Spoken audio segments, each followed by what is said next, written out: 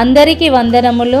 ఈ దినపు పరలోకపు మన్నా సంఖ్యాకాండము 16వ అధ్యాయం 1వ వచనం నుండి 50వ వచనం వరకు చూసినట్లయితే, లేవీకి ముని మనుమడును కహాతుకు మనుమడును ఇస్హారు కుమారుడు నగు కోరహు, రూబేనీలలో ఏలీయాబు కుమారులైన దాతాను ఆబీరాములను పేలెత్తు కుమారుడైన ఓనును యోచించుకొని ఇశ్రాయేలీయులలో పేరు పొందిన సభికులను సమాజ ప్రధానులనైన 250 మందితో మోషేకు ఎదురుగా లేచి, మోషే అహరోనులకు విరోధముగా పోగుపడి, మీతో మాకిక పనిలేదు, ఈ సర్వ సమాజములోని ప్రతి వాడును పరిశుద్ధుడే, యెహోవా వారి మధ్య నున్నాడు, యెహోవా సంగము మీద మిమ్మును మీరేలా హెచ్చించుకొనుచున్నారనగా, మోషే ఆ మాట విని సాగిలపడెను. అటు తరువాత అతడు కోరహుతో వాని సమాజముతోనూ ఇట్లనెను, తనవాడు ఎవడో పరిశుద్ధుడు ఎవడో రేపు యెహోవా తెలియజేసి వానిని తన సన్నిధికి రానిచ్చును. ఆయన తాను ఏర్పరచుకొనిన వానిని తన యొద్దకు చేర్చుకొనును.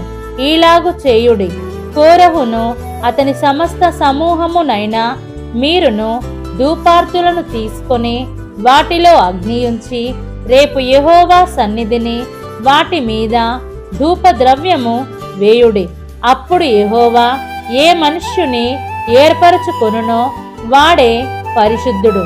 లేవి కుమారులారా, మీతో నాకిక పనిలేదు. మరియు మోషే కొరహుతో ఇట్లనెను, లేవి కుమారులారా వినుడి. తన మందిర సేవ చేయుటకు యెహోవా మిమ్మును తన యొద్దకు చేర్చుకొనుటయు, మీరు సమాజము ఎదుట నిలిచి వారు చేయవలసిన సేవ చేయునట్లు ఇశ్రాయేలీయుల దేవుడు ఇశ్రాయేలీయుల సమాజములో నుండి మిమ్మును వేరుపరచుటయు మీకు అల్పముగా కనబడునా, ఆయన నిన్నును నీతో లేవీయులైన నీ గోత్రపు వారినందరినీ చేర్చుకొనెను గదా. అయితే మీరు యాజకత్వము కూడా కోరుచున్నారు.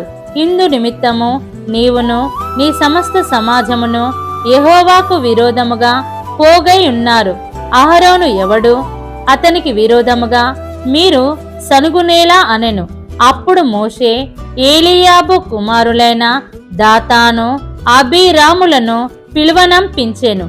అయితే వారు, మేము రాము, ఈ అరణ్యములో మమ్ము చంపవలెనని పాలు తేనెలు ప్రవహించు దేశములో నుండి మమ్మును తీసుకుని వచ్చుట చాలన్నట్టు మా మీద ప్రభుత్వము చేయుటకును నీకధికారము కావలెనా? అంతేకాదు, నీవు పాలు తేనెలు ప్రవహించు దేశములోనికి మమ్మును తీసుకొని రాలేదు. పొలములు ద్రాక్ష తోటలు గల స్వాస్థ్యము మాకియ్యలేదు.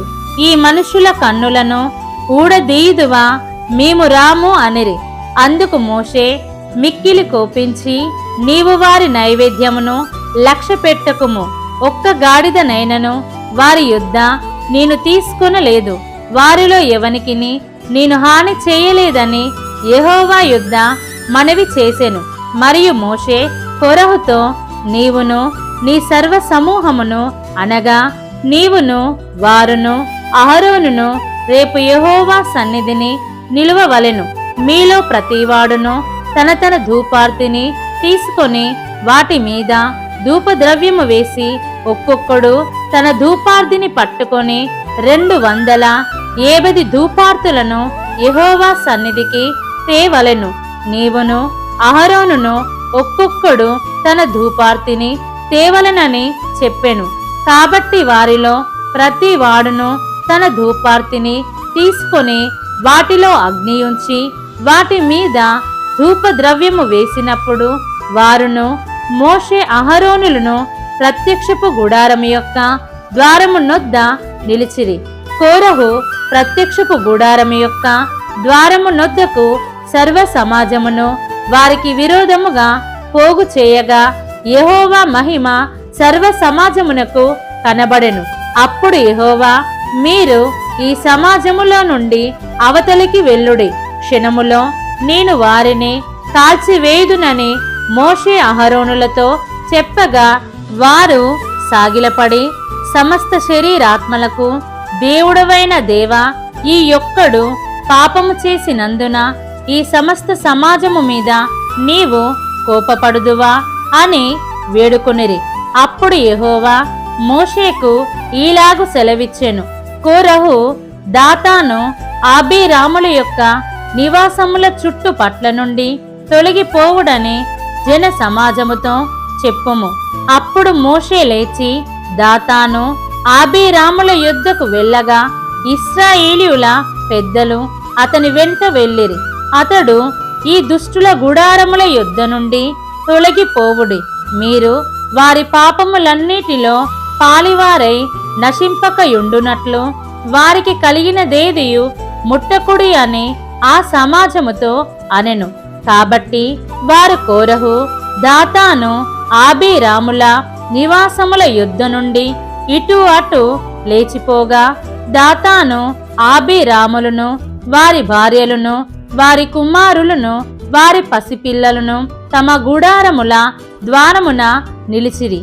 మోషే ఈ సమస్త కార్యములను చేయుటకు యెహోవా నన్ను పంపెననియో, నా అంతట నేనే వాటిని చేయలేదనియో దీని వలన మీరు తెలుసుకొందురు.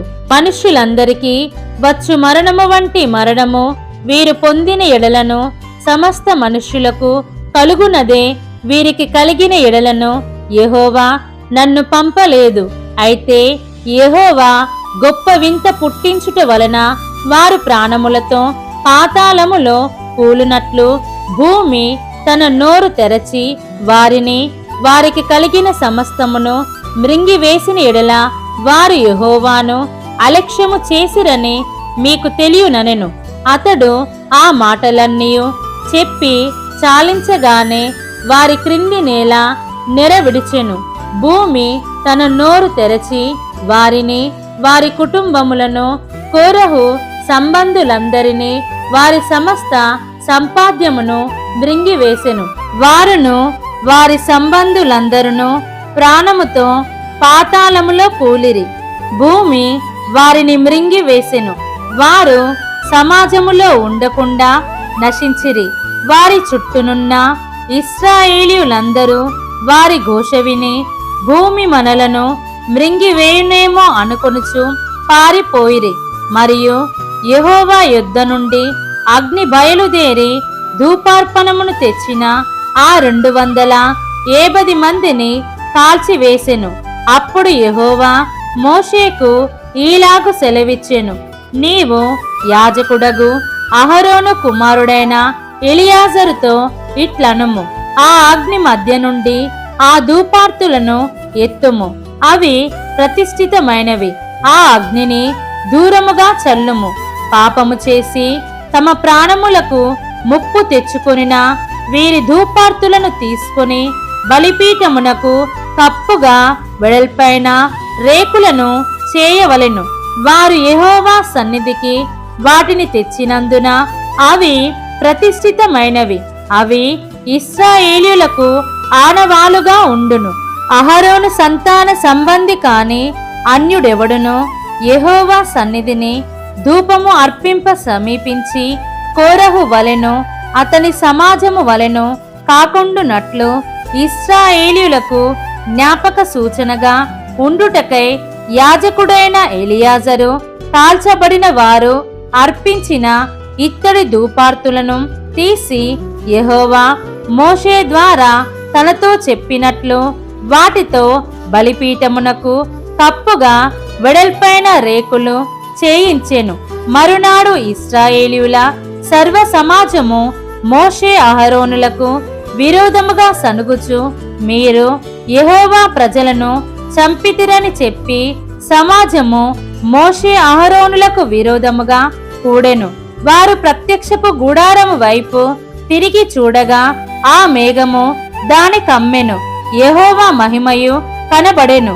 మోషే అహరోనులు ప్రత్యక్షపు గుడారము ఎదుటికి రాగా యెహోవా, మీరు ఈ సమాజము మధ్య నుండి తొలగిపోవుడి, క్షణములో నేను వారిని నశింపజేయుదునని మోషేకు సెలవీయగా వారు సాగిలపడిరి.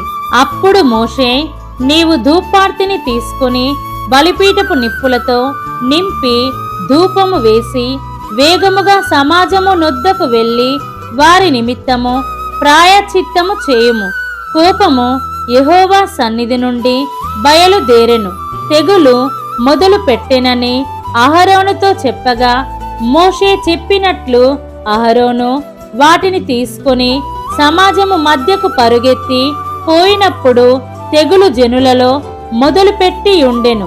కాగా అతడు ధూపము వేసి ఆ జనుల నిమిత్తము ప్రాయశ్చిత్తము చేసెను. అతడు చచ్చిన వారికిని బ్రతికియున్న వారికిని మధ్యను నిలువబడగా తెగులు ఆగెను. కోరహు తిరుగుబాటున చనిపోయిన వారుగాక 14,700 మంది ఆ తెగులు చేత చచ్చిరి. ఆ తెగులు ఆగినప్పుడు అహరోను ప్రత్యక్షపు గుడారము యొక్క ద్వారము దగ్గరనున్న మోషే యుద్ధకు తిరిగి వచ్చెను. దీన్ని మనం అర్థం చేసుకున్నట్లయితే ఈ అధ్యాయంలో కోరహు లేవీయుల మధ్య తిరుగుబాటును లేవనెత్తిన విధానము, వారి నాశనము గురించి చెప్పడం జరిగింది. కోరహు ఒక బాధ్యత కలిగిన నాయకుడు అయినప్పటికీ దుర్బుద్ధి చేత మోషేకు విరోధముగా దుష్ప్రచారము చేసి మరణానికి అప్పగించబడిన విధానము చూసినట్లయితే దేవుడు ఏర్పాటు చేసుకున్న వారి బాధ్యతలపై ఆశ కలిగిన వారై దేవునికి వ్యతిరేకముగా తిరుగుబాటు చేస్తే వారికి శిక్ష తప్పదు అనే దానికి ఇది నిదర్శనం. మరియు దేవుని ప్రజల మధ్య ఎవరైనా చీలిక తెస్తే దేవుని శిక్ష వారికి ప్రాప్తిస్తుంది. కాబట్టి ఆనాడు కోరహు మోషే పదవిని ఆశించిన వాడై దేవుని ఆగ్రహమునకు గురైనాడు. కాని మనమైతే మన దేవుడు మనకు అనుగ్రహించిన బాధ్యతల విషయంలో తృప్తి గలవారమై నిష్కల్మషమైన పనివారముగా జీవిద్దాం. మన ప్రభువైన యేసు క్రీస్తు కృప మనందరికీ తోడైయుండునుగాక. ఆమేన్.